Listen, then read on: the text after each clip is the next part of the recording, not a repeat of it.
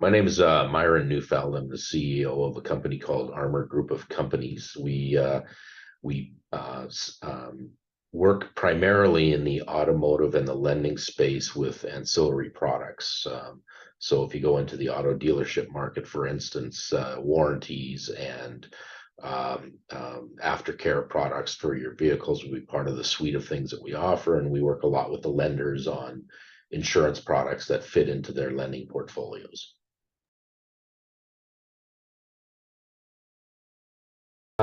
Well, we were launching a new program into the auto dealership market, and it was moving us away from what I would say is a traditional product sale to more of a service offering. And as we were going through the process, we spent a long time doing pilots with it, and we were finding that our sales and leadership team, because we're so product centric, was having trouble sort of shifting to a service focus. And I say that in terms of building the commentary and the sales pitch around a service offering. Despite the fact that we had people in the program that were well versed in what we were trying to offer. It wasn't a technical expertise. It was a rebranding and a repositioning amongst our own team. So I happen to be friends with a fellow by the name of Steve Whittle, who does a lot of sales management, sales training, and he had some extensive experience with Teresa at Connect to the Core rather, going back to his days working for, I believe it was Data Corp. And so he and I were talking one morning about sort of the challenge I was facing, and he said, "I know who you need to talk to." And so I had a lengthy meeting with Teresa and talked about rebranding and positioning and helping us sort of build a communication toolkit for partially to make sure everybody on our team was seeing the new program the way we wanted it envisioned, and then able to communicate on the street what it was that we were trying to offer in a way that was tangible and made sense. And so she worked with our team for a considerable period of time. I don't even know how long it was, but spent a lot of time really breaking down all the verbiage we were using and the vernacular part of our sales pitch, and helped us build an entire sales sort of we couldn't really call it a sales program, but really get the messaging of the program properly anchored, including branding of it and then putting some PowerPoints together and breaking it down to the short points, and then helping our team actually forcing them to go through the presentation alongside of her to sort of see how they were getting the messaging out the door. And it's proven to be very effective for our team. So it was very, very healthy.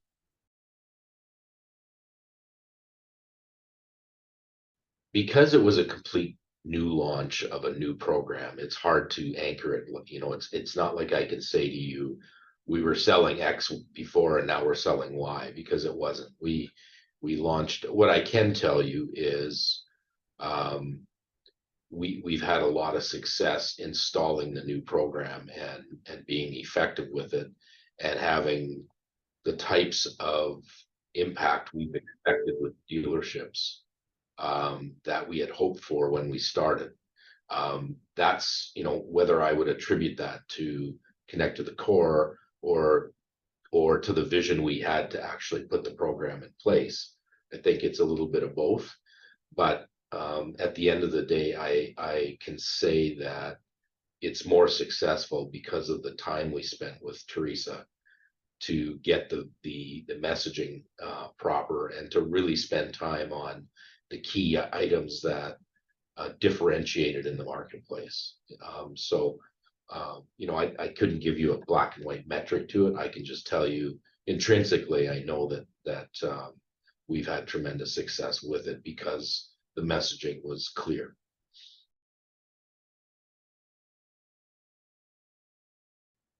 Well, you're spending a lot of money when you do things like launching new programs, and not only money in the sense of uh, licensing fees or whatever else it is that you might be using from a technology standpoint to deliver, but also human resources. I mean, we brought in a number of very expensive resources to participate and drive the program. So I'm a firm believer in spending the time. We did it the way that I've done it in the past with regards to piloting. But when we saw that we were having a challenge with regards to pivoting from a product to a service, um, you know, looking for somebody or a toolkit or whatever, and I view Connect to the Core as a toolkit. Um, but when you realize you need to bring that piece of the equation into the mix, um, I'm also a firm believer of leveraging the network of people that I have. And so, when Steve Whittle identified Teresa as somebody that would be a natural fill gap, um, I prefer to work with people I know for the sake of argument. And I mean, it was a very smooth transition. She's just an incredible resource. Um, and so, I mean, we have her right now. We're doing a transition with one of our senior leadership to elevate him to a whole new level. And we garnered enough confidence in Teresa to ask her to take a leadership role in supplementing his background and helping him as a leadership coach, and she's doing a great job of that as well, which is wonderful. Well, first of all, he's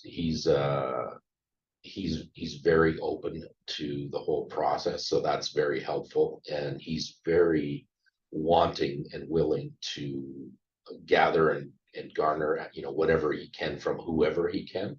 So his time with Teresa has been exceptionally well spent, um, because she's a good leader and a good guide, and he's a good listener. And so it's a nice mix. And he's made some great strides. She's been working hard, and alongside of that, she meets with myself and my other senior partner frequently to sort of test the waters and make sure that the things that she's thinking are being shifting at the in the personality and the traits of the party we're talking about are actually happening. And so she's using us as her litmus test to see that things are moving. And so it's a really good model, and it's been working very well for us. Very, I we'll keep going. Number one, it's lonely at the top, and the reality is, so having somebody like that who's got an objective voice on the outside is very helpful.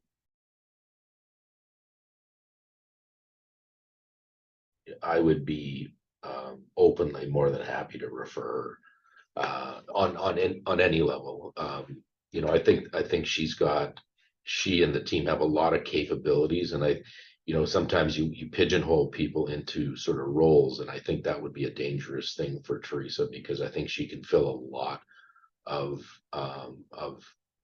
roles that you may need, and not on a day-to-day basis, but overall from an objective perspective. She's got a really good way of crystallizing vision, and bringing it down to those 3, 4, 5 words you need to find. And she has the patience to do it, and she has the personality to be able to manage the people that are in those circumstances, senior people. She's very comfortable with very senior people. So you have a lot of those luxuries. And then on a coaching level, she's just very personable. So, with a depth of knowledge. So I would have no problem referring her, or even acting as a resource if there was somebody that wanted to talk to people that have worked with her in the past or with the team in the past, because so far it's been an exceptional, and it's interesting. um, how, and I've found this over time, you tend to work with, I sort of think like people, and and um, and I consider Teresa a friend at this stage, not even a business associate. Just she's just worked her way into the team, and I would have, and I have had lunch with her on a just personal basis, because she's just an enjoyable person to be around. I think the people that will find Teresa are the people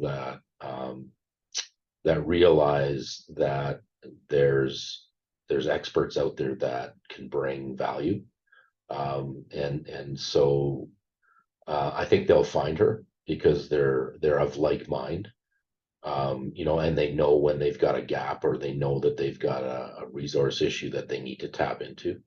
And all I can say is when they find her, they'll keep her.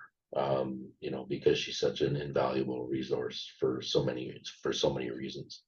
But beyond that, I, it's not the type of thing. It's a very personal experience working with Teresa, and so it's not for everybody at the end of the day, because there's a lot of people that just don't find that model to work very well for them. But for those of us um, that prefer that sort of trusted approach, she's exceptional, and so I think those that are looking will find her, because they're using the same networks that I'm using. They're using the people that they work with. They're talking to their associates, and she needs to just keep feeding that crowd, and that crowd will keep feeding her.